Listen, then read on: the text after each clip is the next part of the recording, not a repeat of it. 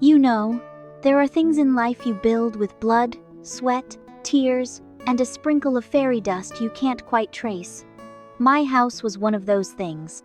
No, it wasn't just one of those things. It was the thing. The one and only thing that was truly mine. From the first foundation stone to the oak leaf-shaped doorknob, I hunted design for 3 long months. I was the kid whose own mother kicked her out at 16. The reason? I suppose my very existence didn't sit well with her. Sounds KBP, dramatic, like something out of a Hollywood movie, but it's the cold, hard truth. From the moment that door slammed shut behind me, echoing with the sound of harsh words, I knew I had to create a home in the truest sense. Not just a temporary shelter, but a fortress of peace, a place no one could take away, no one could judge. I started working at 14, odd jobs, from waiting tables at a diner to folding clothes at a department store. Every penny earned carried a dream. Then, a miracle happened, as if the universe took pity on a struggling kid. My maternal grandfather, the only one in my family who'd ever looked at me with genuine affection, left me a piece of land, 10 lush, green acres, and a cash inheritance of $600,000. I was just 22.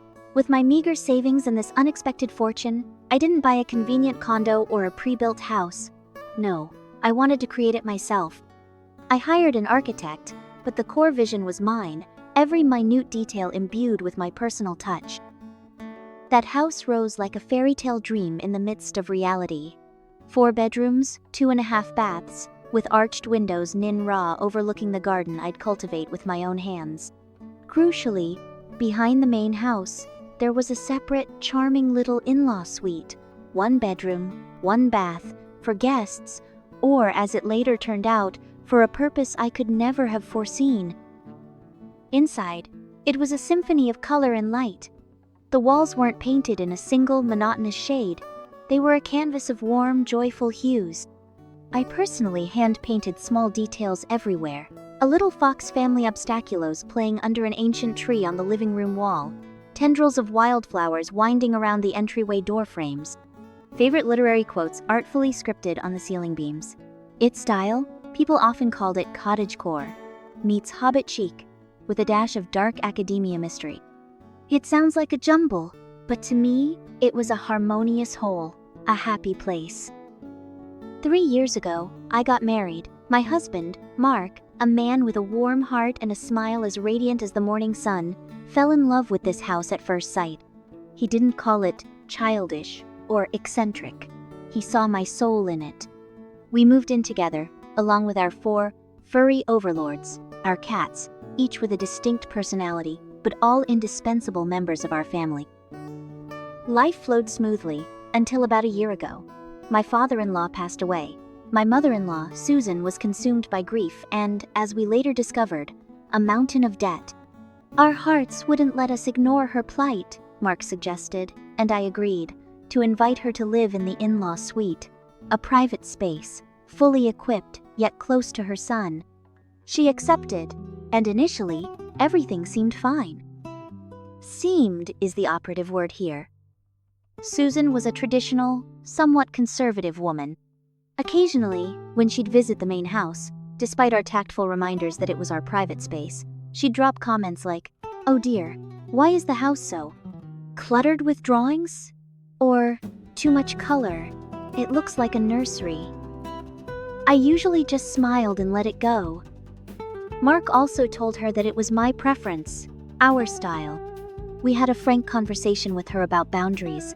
The in-law suite was hers. She had her own key, her own entrance. The main house was ours. She nodded, but I wasn't so sure about her eyes. Then we planned our 2-week vacation, a sun-drenched trip to the Caribbean that we'd both been dreaming of for ages. We hired Sarah, a close friend and my colleague, to house-sit and look after the cats. Sarah loved animals, was meticulous. I trusted her completely. The first 4 days of vacation were idyllic. We snorkeled, sunbathed, savored local delicacies, until the afternoon of the 4th day. My phone rang. It was Sarah. Her voice was panicked, broken, as if she'd just run a marathon while trying to speak. Oh my god. You guys, I don't even know how to tell you. My heart constricted. A chilling premonition crept through my body. Sarah, what is it? Are the cats okay? I tried to keep my voice steady, but it was already trembling. The cats, well. Oh, I don't know where to begin. Your house, your mother-in-law. A deafening silence.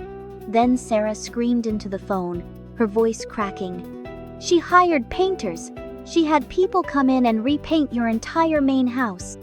The living room, the front hall, your office, the kitchen, everything. It's all painted over. My mind reeled. Repainted? Who gave her permission? What color? I asked. A ridiculous question.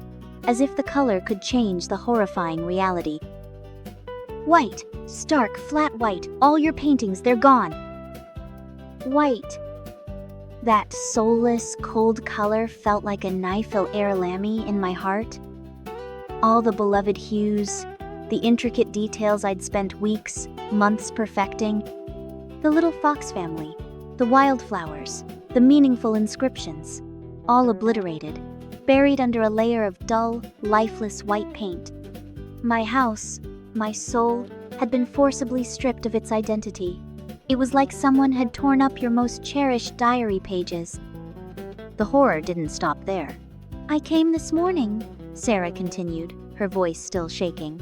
Fed the cats, played with them, then went to work. Everything was normal. 8 hours later, I came back. And this. I found 3 of the cats locked in the garage. There's no AC in there, you know. It's over 80 degrees Fahrenheit, around 27 Celsius, outside. They were crying pitifully, and one of them, I can't find him anywhere. Pippin, my smallest, most timid cat, missing, locked in a sweltering garage. The image seared itself into my mind. Anger began to boil, hot and furious. Mark, sitting beside me, turned pale as he overheard parts of the conversation. I recounted the story to him, my voice hoarse with shock and rage. He was stunned. Then a storm of fury erupted in his eyes. This is unacceptable! Mom has gone way too far, he roared, his hands clenched into fists. We're going home immediately, and she has to get out of there. Kick my mother-in-law out? A part of me, the part raised on politeness and forbearance, whispered a protest. I'm not good at conflict, always trying to avoid awkward situations. Was I overreacting? Maybe she just had good intentions, wanted to mature the house in her own way? But then reason asserted itself. What good intention comes with blatant trespassing, destruction of property, and cruelty to small, helpless creatures? No, this wasn't a misunderstanding. This was a deliberate assault. Our vacation ended right there. Mark and I scrambled to find the earliest flight back. While we waited, Mark called his brothers and uncles. His voice was steely as he relayed the entire incident. They were just as shocked and outraged. They promised to go to our house immediately to talk to Susan and demand she leave. I, on the other hand, contacted a lawyer. Just over the phone, after hearing my account, the lawyer stated unequivocally, you have absolute legal grounds to sue. Breaking and entering, vandalism. You can claim damages for repair costs, emotional distress, even request a restraining order. Hearing those words, I felt a sliver of strength return. This wasn't just personal emotion, these were my legal rights being violated. We managed to book a flight for Saturday, meaning we'd be home Sunday morning. An hour after I'd posted my anonymous plea on Reddit, hoping for an objective perspective, my husband received a call from his brother. We're at your place, he said, his voice tense. Mom won't leave. She's locked herself in the suite. Then, like another blow to an already bleeding wound, Mark checked our bank accounts and credit cards. Honey. He looked at me, his eyes wide with disbelief. My credit card. And yours. They're empty. What? We had about $10,000 in available credit, saved for emergencies. Now, not a cent. Mark immediately called his mother. This time, she answered. Mom, what the hell is going on? Where's all the money from our cards? Mark tried to remain calm, but I could hear the tremor in his voice. And Susan's reply, delivered over the phone with cold, arrogant entitlement, was like the final hammer blow on the nail of betrayal. I raised you, so you owed me that money. Owed her? Owed her what? A parent's love isn't an investment to be cashed in later with interest. Our help wasn't a blank check for her to plunder. I felt a wave of nausea rise in my throat. This woman, whom we had sheltered, had not only destroyed my living space and endangered my pets, but had also brazenly stolen our money. Her delusion of entitlement and her profound lack of awareness were terrifying. My brothers-in-law had called the police, but, as is often the case in complex civil matters, the police said they couldn't do much since she refused to leave and had been residing there. We would need to go through the formal eviction process, serve notice, go to court. A messy, expensive ordeal, while the perpetrator remained comfortably ensconced in the victim's property. Amidst the chaos and despair, a tiny flicker of light. One of my brothers-in-law, who had been scouring the garden for Pippin, yelled out, "Found him! He's here! Under the shed porch!" My Pippin, my little cat, had been found, terrified, dirty, but safe. I burst into tears, a mixture of relief, anger, and profound sadness. At least one small part of my family was safe. The flight home felt endless. With every passing hour, my mind replayed the images. My vibrant home shrouded in a funereal white, my mother-in-law's impassive face, my terrified cats. I didn't know what I would face when I returned. That house, once my pride and joy, had become the scene of a crime, a betrayal. When we finally set foot on our doorstep that Sunday morning, the reality was even worse than I had imagined. The acrid smell of fresh paint assaulted my nostrils, overpowering the familiar scent of wood and dried lavender I always kept. Stepping into the living room, I nearly buckled. The wall where the little Fox family once played was now stark, cold white. The floral arches around the windows, the inscriptions on the beams, all gone. It was as if a part of my memory, a part of my life, had been crudely erased with white paint. Mark held me tight. He was seething. His brothers were there, their faces grim. My mother-in-law's suite remained locked. The legal battle began. My lawyer prepared the paperwork. We had to formally serve Susan with an eviction notice. A humiliating and painful process. To do this to my own mother-in-law. But we had no other choice.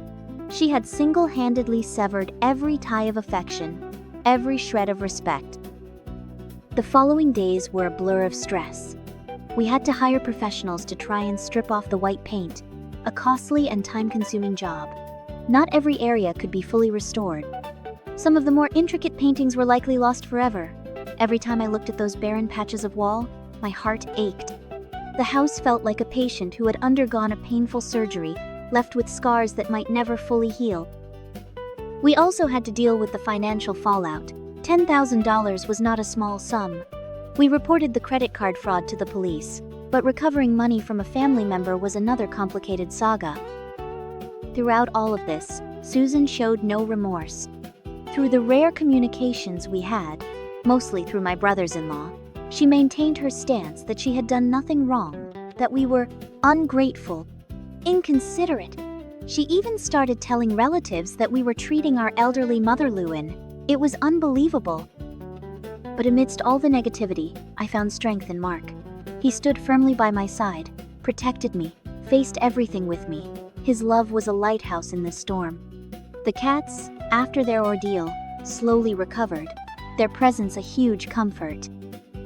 The eviction process dragged on, but finally, the day came. The day Susan had to officially vacate the in-law suite. There were no tears, no apologies. Only a heavy silence and one last, resentful glare she threw in our direction as she left. When the car carrying her disappeared down the road, I stood in my garden and took a deep breath. The house still bore its wounds, but it was still standing, still mine. The fight wasn't completely over. We still had repairs to make, both material and emotional, but I knew we would get through it. This house was built on dreams and resilience. It had been violated, but not destroyed. Just like me, I had been kicked out once before, and I had picked myself up. This time, I wasn't alone. I had Mark, I had good friends, and I had an iron will that no one, absolutely no one, had the right to invade my sanctuary, my peace. The white paint would eventually be replaced. New murals would be created, perhaps even more vibrant than before, because a home isn't just walls and a roof. It's love, it's resilience, it's the ability to heal and rebuild, even after the most painful betrayals. And that was a lesson I, once again, had to learn by heart.